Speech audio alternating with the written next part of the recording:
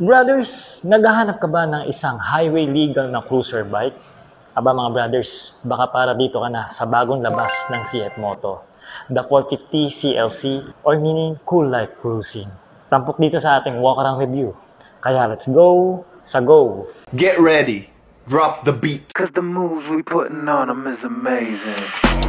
Look at my fancy footwork, look at my fancy footwork, look at my fancy footwork, look at my fancy footwork, look at my fancy footwork, look at my fancy footwork, look how my fancy footwork. So mga brothers, heto na nga, iikutan na natin tong bagong cruiser bike ng CF Moto. Ito nga yung 450 CLC. Actually, ibang-iba siya pag nakita mo in person kumpara sa mga videos and pictures na nakikita mo sa social media. No, tsaka ang gusto ko dito yung kulay nito na silver and red na combination dito sa tangke, and then meron ka pa ditong linings, no, for the highlights ng tangke. It's something parang new flavor na naman pagdating sa isang cruiser bike, no. Ang kanyang disenyo mga brothers, well, para sa akin this is a modern classic cruiser, no, and may pagka-traditional din yung dating niya na ginawa rito ng CF Moto. Mamaya explain ko sa inyo kung ano yon, no. At tignan natin yung front facing niya. Macho oh, laki ng gulong tapos lumiit yung headlight, kaya pagka tinignan mo siya, ang macho niya. Tapos naka low drag yung handlebar niya, tapos hiniga pa yan, merong kasama pa rito yung end-bar side mirror. Ganda may pagka cruiser na bobber yung datingan niya kasi pwede mo rin kasing tanggalin yung seats nito. Nakita ko kanina nilagay yung baterya, natatanggal to kung wala ka namang OVR, no, lone wolf ka naman pag nag-ride, pwede mo lang itong itira.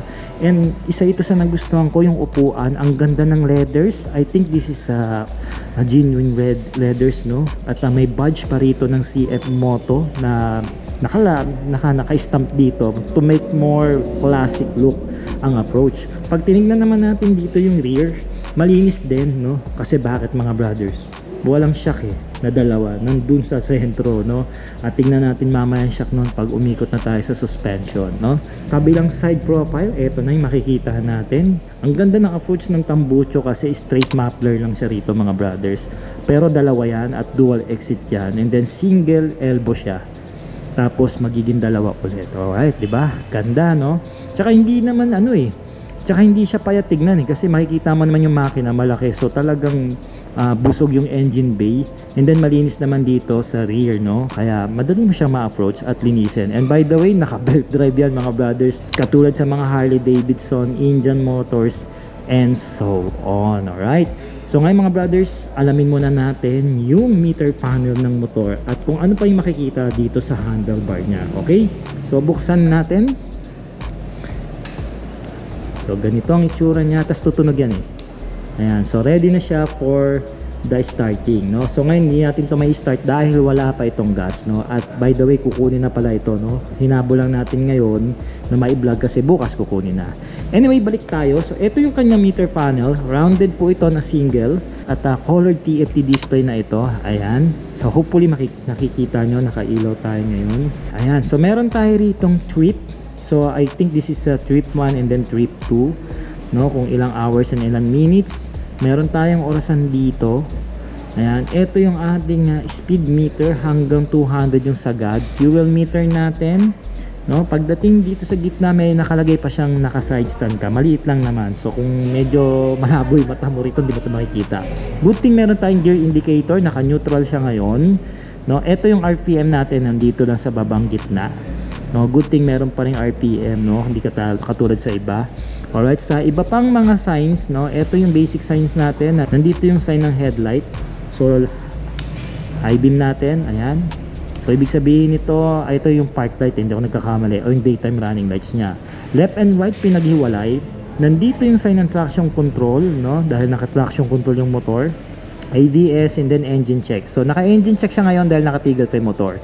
Once na-start yan, mawawala yan mga brothers pag walang problema yung motor mo. Ngayon naman tingnan natin yung iba pang option nitong meter panel nya. So nandito pa rin naman yung approach ng CF Moto sa kaliwa kung gusto nyo kontrolin, just like the other model.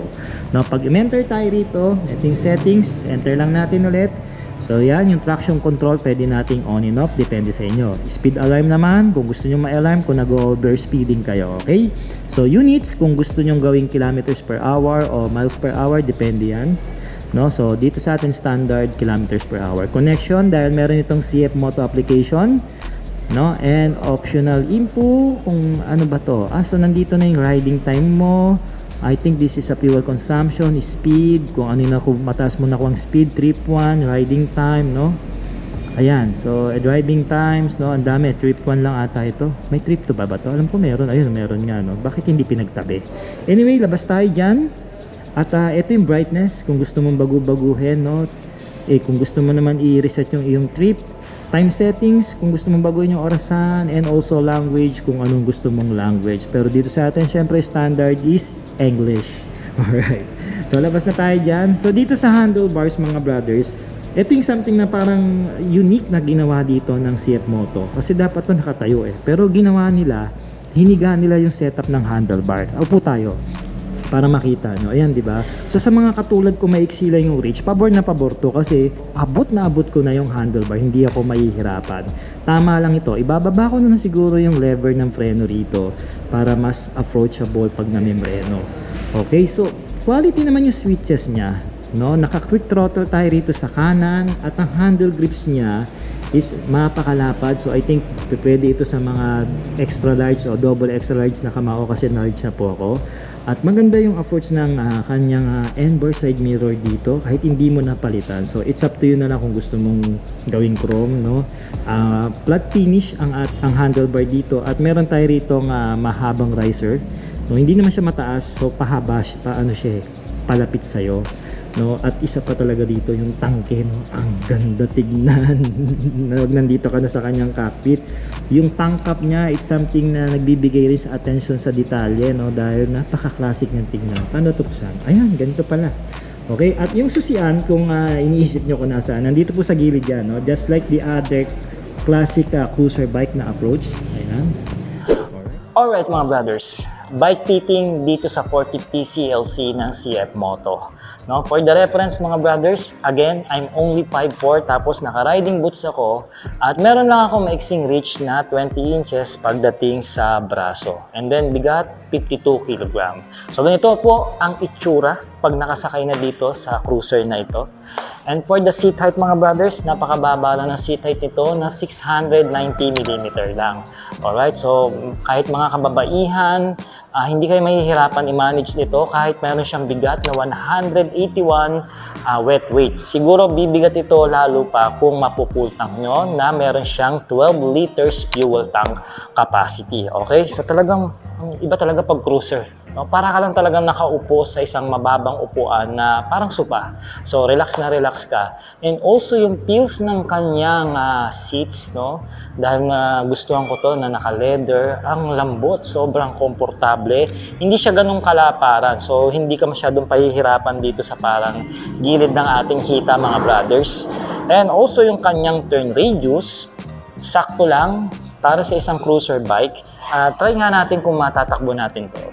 Matatakbo, no? O may ilalakad natin siya. Pwede naman, madulas lang kasi dito dahil naka-tiles. Pero pwede kasi mababa yung kanyang seat height. Baragain kung mahihirapan ka, tatayo ka talaga dito para manubra siya, no? So kailangan mo dito ng konting leg workout. Yung suspension naman, damahin natin yung front. Kung tingnan natin kung maganda yung lubog, medyo stiff ng konti para sa akin. Pero yung monoshock niya, papansin ko, malambot yung pre-play.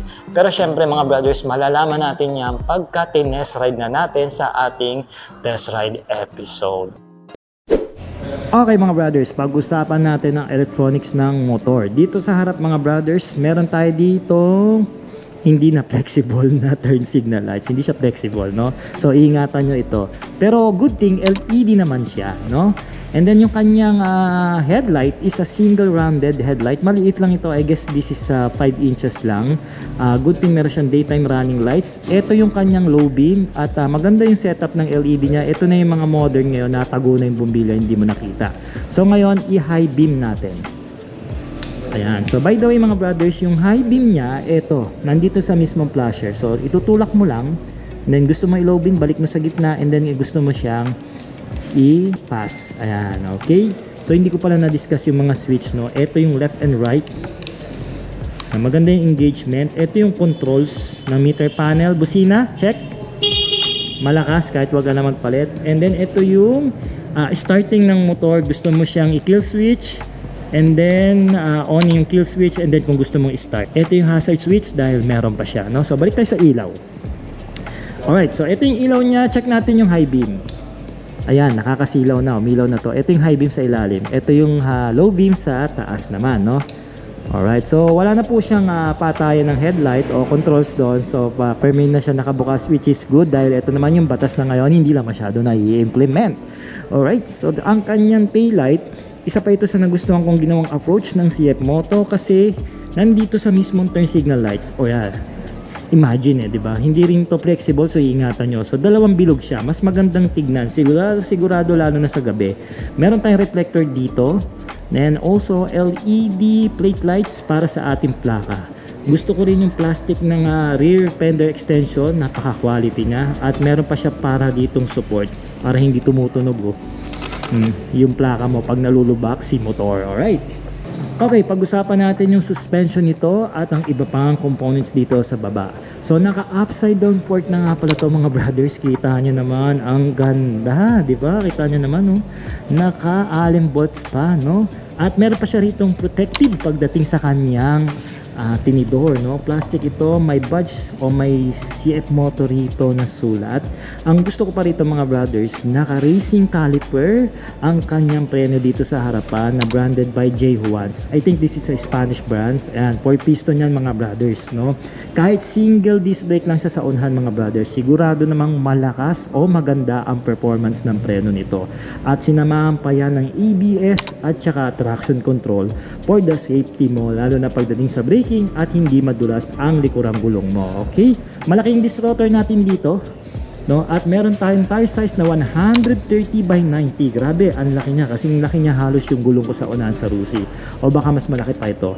Ang kagandaan mga brothers, nakamags ito ng 16 inches and branded by Chengsen Tire o CST Tires at siguradong makapit ang gulong nito sa daan. Siyempre, tubeless na rin yan. Okay? Pagdating dito sa likod, naka monoshock tayo dito. Ayan, I guess this is naka-linkage ba? Hindi ko sure kung naka-linkage mga brother. Ayan, ano bang sa palagay nyo? Parang naka-linkage Kung naka-linkage ito, mas maganda yung pre-play and rebound ng monoshock. And adjustable po yan, nakikita natin may threads. Meron tayong mahaba rito na bakal na swing arm. Alright, and then dito rin sa likod, gumagamit ito ng mags na 16 inches para siyang Kalesa types. And gusto ko yung ginawa ritong silver, no? Nag-highlights lalo yung mags, no? So meron naman itong tire size na 150 by 80, mas malaki sa likod of course, and branded by CST na rin na tubeless ang kanyang goma. Okay, so disc brake din dito tayo sa likod mga brothers, and also meron din tong ABS at sabi ko nga, naka-traction control yung motor, no? Muffler niya, isa ito sa nagustuhan ko, no? Dalawa ito na nakatabi na parang kambal at dual exit din ito, no? So sigurado pag tumunog ito, medyo brusko to. O brusko na talaga manunog. And meron tayo ditong sulat na CLC CF Moto. Alright, check natin yung kanyang belt drive, no? Parang yun pa lang ako magre-review ng belt. Wala akong idea, no? No, siguro, ito ba yung mga belt pa mga brothers? Tulungan nyo nga ako. Nabibili ba ito sa mga motorcycle shop? Katulad ng mga belt na scooter like Pando brand, no? Kasi yung belt ng Harley Davidson napakamahal, 22,000 yon mga brothers, depende pa sa model. But I guess dito sa CF Moto baka mas mura. Alright, so, tingnan natin yung tapakan ng pillion. Okay naman ang engagement, tumutunog, napakalakas. At hindi naman at propulsion naman siya, so okay lang. Dito ba sa driver section, bumabalik. Good thing, pag natumbay motor mo, titiklop lang siya, no? Kabilang side, ayan, setup ng shifter dito, I like this. Alam niyo mga brothers, isa pang mabibigay ko kung compliment sa motor na ito, hindi sinagad ng CF Moto yung put natin dito o yung put forward position na katulad sa iba na nandito. So sa mga maiksing rider, mababang rider, hindi tayo mahihirapang approach ang motor na ito. Yun naman yung nagustuhan ko dito sa ginawa ng CF Moto. I mean sa mga 5'5 pataas na rider, madaling ma-approach to, lalo na yung mga kababaihan na mabababa lang yung kanilang height. Alright mga brothers, usapang makina. So eto mga brothers, highway legal na to dahil 449cc to be exact. Parallel twin na fuel injected. Tapos ang cam setup niya is double overhead cam. It means meron siyang 4 valves kada piston. No, meron tong 6-speed manual transmission at good thing meron na rin tong sleeper clutch assist for smooth shifting natin at hindi tayo nagda-dragging pag nagbabawas tayo ng cambio, no? Naka-liquid cooled na rin ito mga brothers, kaya wala kayong poproblemahin dahil syempre mataas din ang working temperature ng makina kaya kinabitan nito ng coolant. Alright. Pagdating naman sa power ratio mga brothers, meron itong 40.2 horsepower pagdating sa dulo at meron naman siyang arangkada na 42 Newton meter of torque na para sa akin sagad na ito o sold na ako rito para sa isang 450cc cruiser bike. And also hindi naman ito design talaga for the racing. Naka-design ito mga brothers more on cruising o pamamasyal sa daan. At ngayon mga brothers, nakaikot na nga tayo dito sa bagong cruiser bike ng CF Moto. Ito nga yung 450 CLC. Alam ko hinihintay niyo mga brothers ang presyo kaya alamin na natin. Ayon dito sa aking listahan at ayon sa presyo ng Motorcycle City, may cash price ngayon mga brothers na 287,900 pesos. Ngayon kung gusto niyo namang kunin ng terms, magda-down kayo ng 57,125 pesos and for 3 years magma-monthly kayo ng 11,287 and then meron siyang rebate na 200 pesos. Okay mga brothers?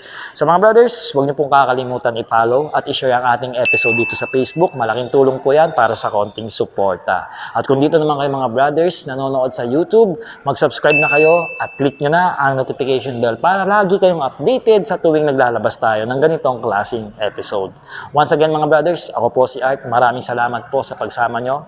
Ride safe and cheers!